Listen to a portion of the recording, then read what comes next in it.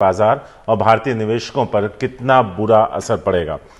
Doctor अमन, वजह बता रहे हैं हम, लेकिन अगर आप विस्तार से समझा पाएं कि अमेरिकी बाजार में आई गिरावट क्या वही एक वजह है, और दूसरा बाजार संभलने में कितना वक्त लगेगा। नमस्कार है, जय हिंद है।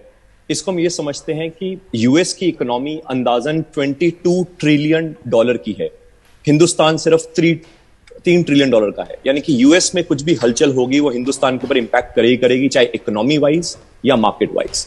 सिमिलरली चाइना अंदाजन 12 से 13 ट्रिलियन डॉलर है, उसमें भी कुछ हरकत होगी, वो भी इंडिया के ऊपर इंपैक्ट करेगी। यहां पे मेजरली जो चैलेंज है वो है महंगाई, यानी कि इन्फ्लेशन, जो डिमांड के कारण नहीं है, वो सप्लाई चेन डिसरप्ट होने के कारण है। जो सप्लाई चेन डिसरप्शन है वो बट ऑब्वियस है कोविड क्राइसिस से शुरू हुआ, मगर रशिया यूक्रेन में जो ये एक तरह से बड़ा, वहां पे सैंक्शंस लगा के यूएस और यूरोजोन ने गलती कर दी, क्योंकि रशिया की तरफ से जो नेचुरल गैस का सप्लाई या जो ऑयल का सप्लाई है वो डेमोग्राफिकली ऐसा है कि रशिया के जो वेस्टर्न रीजन ऑफ रशिया है वहां से तेल सप्लाई होना यूरोजोन में आसान है। मगर अगर वो सैंक्शन लगा देंगे तो रशिया ऑल्टरनेट मार्केट के लिए पूरा एक तरह से वीएलसीसी करके या जो कंटेनर्स होते हैं वहां से चाइना की तरफ मूव करेगा, और अगर लेटर से यूरोजोन सैंक्शन लगाता है रशिया को तो वो तेल कहां से लेगा, तो उसको सऊदी के पास जाना पड़ेगा और सऊदी को पूरा स्विस कैनाल से मूव करना पड़ेगा। जो पहले तेल 2 हफ्ते में पहुंचता था यूरोजोन में फ्रॉम रशिया, वो अब आने वाले समय में 2 महीने में पहुंचेगा। वो सप्लाई चेन डिसरप्ट होने के कारण कमोडिटी प्राइसेस स्पेशली ऑयल जो बढ़ रहे हैं, ये इन्फ्लेशन को इंपैक्ट करेंगे। और जहां इन्फ्लेशन को इंपैक्ट हो रहा है और जहां 2020-21 में इतने नोट छापे गए उसके कारण भी इन्फ्लेशन बढ़ रहा है, अब उस नोटों को वापस लेना पड़ेगा, जिसको हम टेपरिंग बोलते हैं।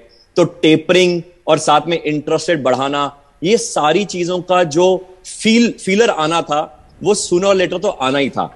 यही सेम चीज असल में 2008 के क्राइसिस के दौरान भी देख सकते थे, मगर वहां पे थोड़ा डिलेड इसलिए था क्योंकि वहां पे नोट कम छापे गए थे।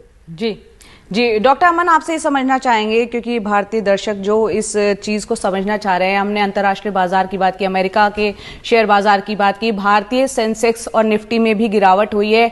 जो लोग शेयर बाजार में डील करते हैं, जो निवेशक हैं, उनको आप फिलहाल जो हालात बने हुए क्या सलाह देना चाहेंगे।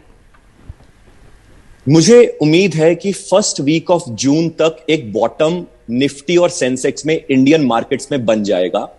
6 जून से लेके सेकेंड वीक ऑफ जुलाई के बीच में मार्केट्स हालांकि वॉलेटाइल रहेंगी, मगर वो जो बॉटम हमने फर्स्ट वीक ऑफ जून तक देखा होगा उसी के आसपास मार्केट अगर फॉल करेगी वहीं तक रहेगी, एंड फिर वहां से हमें एक रिलीफ रैली दिख सकती है जुलाई से लेके सितंबर तक। याद रखिए, ये रिलीफ रैली रहेगी, ये ओरिजिनल बुल रैली नहीं रहेगी, क्योंकि मार्केट्स ओवरऑल 2022-23 में ऐसा ही रुख रहेंगी, क्योंकि धीरे धीरे करके यूएस भी एक्सट्रैक्ट करेगा लिक्विडिटी और इंडिया भी बहुत तेजी से इंटरेस्ट रेट्स की दरों को बढ़ाएगा जी। तो फिलहाल जो सेकंड इंपॉर्टेंट पॉइंट है वो ये है, हमारे हिंदुस्तान के जो इन्वेस्टर जो लॉन्ग टर्म की स्टोरी में जाते हैं, उसमें लॉन्ग टर्म उनको ये याद रखना है, सेम स्टॉक्स या सेम म्यूचुअल फंड जिसमें वो लगाते आए थे वो नहीं चलेंगे, क्योंकि हिंदुस्तान की इकोनॉमी यहां से ट्रांजिशन कर रही है। जैसे यूएस में भी हुआ था, एक जमाने में फोर्ड होता था, जनरल मोटर्स होता था, मगर फिर जमाना चेंज हुआ और नेटफ्लिक्स और अमेजॉन का जमाना आया। तो इसलिए ऐसा ही हिंदुस्तान की इकोनॉमी में भी अगर हम मार्केट में पैसा लगाते हैं, हमें अपनी समझदारी लेनी पड़ेगी, ताकि लॉन्ग टर्म या शॉर्ट टर्म जो भी राइट सिलेक्शन है, चाहे स्टॉक्स है या म्यूचुअल फंड्स है, वो हमें खुद असेस करने की क्षमता हासिल करनी पड़ेगी। अमन साहब, संक्षेप में आम आदमी की भाषा में अगर आप दर्शकों को बता पाएं कि जो हुआ क्यों हुआ और अब आगे क्या होने वाला है, आम आदमी की भाषा।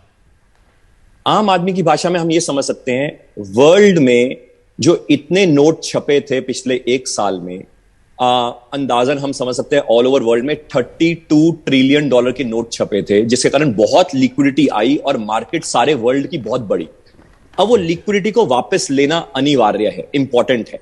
जब वो लिक्विडिटी को वापस लेंगे, क्योंकि महंगाई को रोकना है, तो उसके कारण मार्केट्स एक बार प्रेशर में तो आएंगे।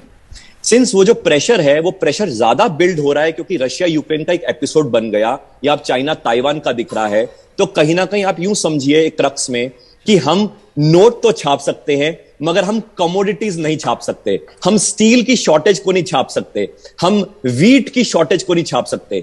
जो कमोडिटी है उसको प्रिंट नहीं कर सकते, जिसके कारण महंगाई की दरें इतनी तेजी से बढ़ रही हैं कि वो इकोनॉमी और मार्केट्स के ऊपर इंपैक्ट करेंगी। मगर एक साल वॉलेटाइल रहेगा जिसमें हमें समझदारी से right sort of sectors and stocks की सिलेक्शन हमें रीवैम्प करनी पड़ेगी।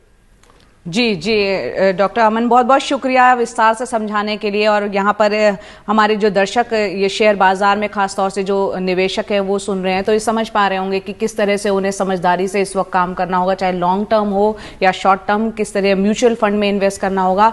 और कहीं ना कहीं जो असर है अमेरिकी शेयर बाजार का असर जो है वो दुनिया भर के खासतौर से एशियाई बाजारों में भी उसका असर देखने को मिला है।